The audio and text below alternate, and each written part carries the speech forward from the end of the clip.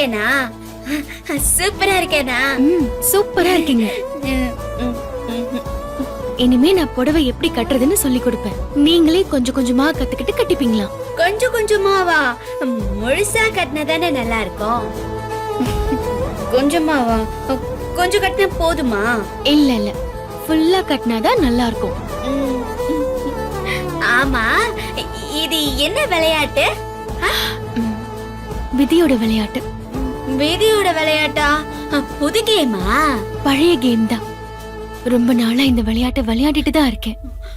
உனக்கு இந்த கேம் ரொம்ப பிடிக்குமா? இல்ல, இந்த கேமுக்கு என்ன ரொம்ப பிடிக்கும். எனக்கு ரொம்ப பிடிக்கும்.